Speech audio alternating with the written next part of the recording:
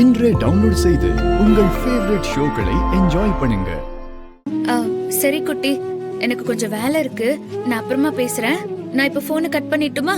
லட்சு இரு, ஏன் அவசரப்படுற? இப்பதானே மாமாவை காட்டினேன், அதுக்குள்ள ஏன் போனை கட் பண்றேன்னு சொல்ற?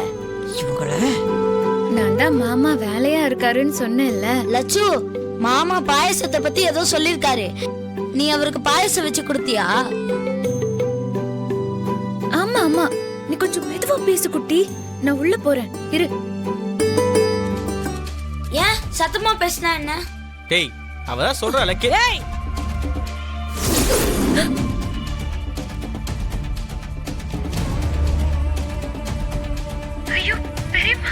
என்னடி இங்க நாங்க எல்லாரும் சோத்துக்கே பிச்சை எடுக்கிற நிலைமையில இருக்கிறோம். நீ என்னடானா அவங்களோட சந்தோஷமா வாழ்ந்துகிட்டு இருக்கிறியா? உன்னை விட மாட்டோண்டி. இத பார், நீ எவ்வளவு சந்தோஷமா இருக்கணுமோ இப்பவே இருந்துக்கோ.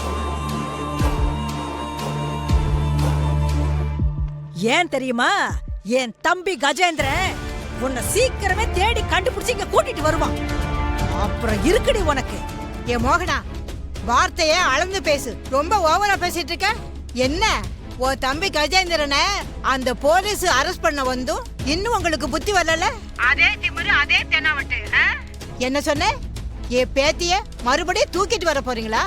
இந்த பாரு, அது மட்டும் இந்த ஜென்மத்துல நடக்காது.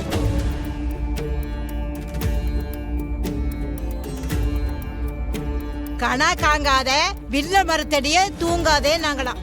அந்த கதையா இருக்கு உன் கதை. உன் தம்பி கஜேந்திரன் என் லட்சுமி மாப்பிளைய தாண்டி அவன் தூக்கிட்டு வந்து தாலி கட்டிடுவானா? போடி போக்கத்தவள, உன் வாய் கொழுப்பு நீரா வடிய தாண்டி போகுது. நீங்க ஏற்பாடு பண்ண கல்யாணத்துக்கு வந்து உங்க முன்னாடியே என் பேத்தி லட்சுமி கழுத்துல தாலி கட்டின வண்டி என் சிங்கக்குட்டி மாப்பிள.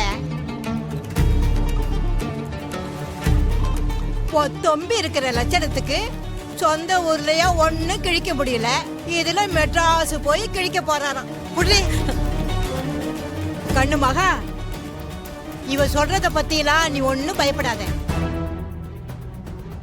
இதுங்கெல்லாம் குறைக்கிற நாய்ங்க. இப்படிதான் இதுங்க சத்தம் போட்டுக்கிட்டே இருக்குங்க. இது எப்பவும் வேட்டைக்காகாது. ஓ கிழவி, பேத்திக்கு தைரியம் சொல்றியா? இந்த பாரு கிழவி, நீங்க எல்லாரும் பாத்துக்கிட்டே இருங்க. உங்க மாப்பிள சிங்கம் என் தம்பிய தடுக்கிறானா, இல்ல ஏன் தம்பி உங்க மாப்பிள சிங்கத்தை தாண்டி உன் பேத்திய கூட்டிட்டு வந்து தாலி கட்டுறானா இல்லையான்னு பாப்போம். ஏய் பாரு, இப்ப சொல்றேன், நல்லா கேட்டுக்க. என்ன கண் காணாத இடத்துல போய் ஒளிஞ்சுக்கிட்டா உன்னை நாங்க விட்டுருவோன்னு பகல் கனவு கண்டுகிட்டு இருக்கிறியா? அது நடக்காதுரி. எந்த நிமிஷமும் என் தம்பி கஜேந்திரன் உன்னை வந்து தூக்க தாண்டி போறான். அவன் உன்னை நெருங்கிக்கிட்டு இருக்காண்டி. சீக்கிரமா நீ இருக்கிற இடத்தை தேடி கண்டுபிடிச்சிருவான். பாத்துக்கிட்டே இரு.